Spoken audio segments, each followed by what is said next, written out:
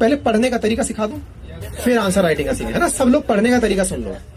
कोई भी standard text book, चाहे हमारे नोट्स हो, चाहे किसी की किताब हो, XYZ इंस्टीट्यूट्स के नोट्स हो, कोई से भी नोट्स, पहली बार जब भी आप पढ़ें इस तरह पढ़िए कि याद नहीं करना है। क्लियर? कोई सी भी किताब XYZ, चाहे लक्ष्मीकांत पढ़ रहे हैं, चाहे NCERT पढ़ रहे हैं, चाहे आप स्पेक्ट्रम पढ़ रहे हैं, चाहे हमारे नोट्स पढ़ रहे हैं, पहली बार पढ़ रहे हैं, याद नहीं करना है। तो क्या करना है? समझना है। कहानी की तरह किताब जो है ना, अगर वो मित्र नहीं है तो समझिए कि वो किताब नहीं है।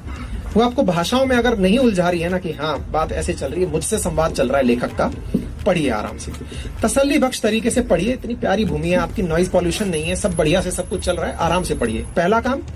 सेकंड राउंड में ये सभी लोग अपनाइएगा जो विद्यार्थी पढ़ाई कर रहे हैं। पहले किताब पढ़िए, पढ़ने के सेकंड राउंड में पेन लेकर बैठिए, फिर पढ़िए। और फर्स्ट राउंड में अगर आपको लगता है कि आपका कंसंट्रेशन अच्छा है तो पेंसिल लेकर के पहले ही राउंड में बैठ जाइए। आपको लगे कि मुझे ये लाइन आते हुए दोबारा देखनी है, उसे वहीं अंडरलाइन कर दीजिए। याद नहीं करना है, मैं बहुत कॉन्शियसली बोल रहा हूं इस बात को, है ना। अंडरलाइन कर दिया, निकलते हुए चले गए पूरे चैप्टर के अंदर, अंडरलाइन अंडरलाइन अंडरलाइन जो भी आपने की थी उन्हें छोड़कर खत्म कर दीजिए, चैप्टर खत्म। इसे फर्स्ट राउंड रीडिंग कहते हैं, इसे इंट्रोडक्शन ऑफ चैप्टर भी कहते हैं। इसका मतलब ये मत लगाइएगा कि मैंने पढ़ लिया, ये हमारी फोटोग्राफिक मेमोरी है, विद इन 5 मिनट, और डे बाई डे यानी शाम खत्म होते होते ये गायब हो जाएगी। जो चैप्टर बहुत अच्छे से समझ में आया, इवनिंग तक वो याद भी नहीं रहेगा। जस्ट लाइक इसका उदाहरण समझना, अगर मैं यहां से निकलता हूं तो मुझे रास्ते में बहुत सारे व्हीकल दिखे, बहुत सारी जगह निकलती हुई दिखी, मुझे सब तो याद नहीं है ना। ईश्वर ने हमें इस तरह का विजन दिया है कि हम पहली बार में जब कोई चीज देखते हैं तो हम सही गलत तो पता लगा लेते हैं कि ये रास्ता है, ये नीचे उतर जाएगा, ये कीचड़ है, ये गड्ढा है, ये पत्थर है, पहचान लेते हैं। याद नहीं करने दिया, ये हमारी ईश्वर ने एक समझिए बहुत ही इंटरेस्टिंग तरीके की उपलब्धि हमको दी है।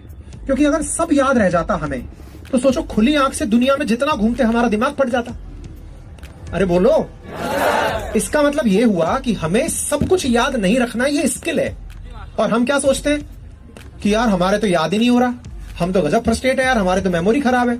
अरे भाई, सब याद नहीं रखना है, समझो स्वस्थ हो। तो फिर क्या करें? फिर याद करो कि आप उस रास्ते से जब दोबारा गुजरते हो, आपको वो चीज दोबारा याद रहने लगती है। आपको ध्यान रहने लगता है कि भाई यहां एक मोड़ था, इसके बाद एक ब्रेकर आता है, वो मंदिर है। अपने दोस्तों को पता बताने लगते हो। पहली बार जब अपना रूम लिए थे याद नहीं था, दोबारा जब जगह जाने लगे आपको सब याद रहने लगा। भाई सुन, वहां पान की दुकान है, वहां चाय की दुकान है, वहां तक आ जा, वो जगह याद रहने लगी।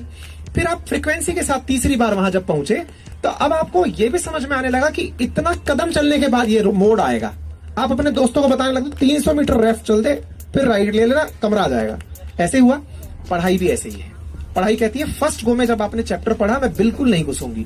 आपको लगता है कि नहीं साहब मैं तो इंटेलिजेंट हूं, पहली बार में आ जाना चाहिए, नहीं आएगा। पहले अपने आप को इंसानों से ट्रीट करिए कि आप स्वस्थ हैं अगर पहली बार में याद नहीं रह रहा है, और अगर रह रहा है ना तो बीमार है।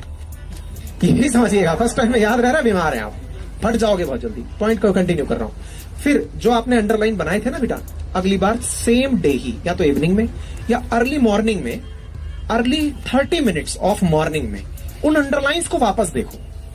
क्योंकि अब अगला चैप्टर पढ़ना है अपन को, लेकिन जो सुबह सुबह की फ्रेश मेमोरी है ना, कल दिन भर में जो हमने अंडरलाइंस किए थे उन्हें दोबारा देख लो। सेकंड राउंड कंप्लीट, कोई बात नहीं। अब क्या करना है? चैप्टर क्लोज करके नए चैप्टर पे बढ़ जाना है। थर्ड डे, जिन्होंने पूछा राइटिंग कैसे शुरू करनी है, थर्ड डे आपको वो अंडरलाइन भी नहीं देखनी है, कॉपी लेनी है और पेन पकड़ना है कि मैंने इस चैप्टर में कौन से इंपॉर्टेंट पॉइंट्स याद किए थे।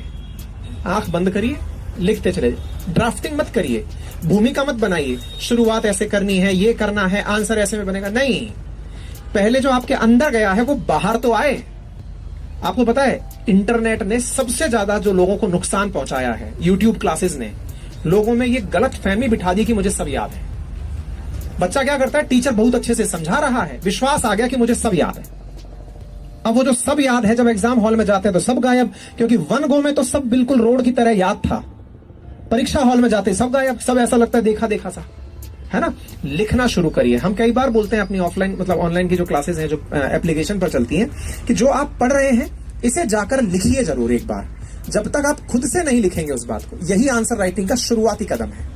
फिर तो आपको धीरे धीरे कोचिंग वाले भी बताने लग जाएंगे बेटा ड्राफ्टिंग ऐसे करो, शुरुआत में हेडिंग बनाओ, भूमिका को शुरुआत की 2 ही लाइनों में समय दो, फिर जो कंटेंट पूछा गया वो करो, बाद में निष्कर्ष जरूर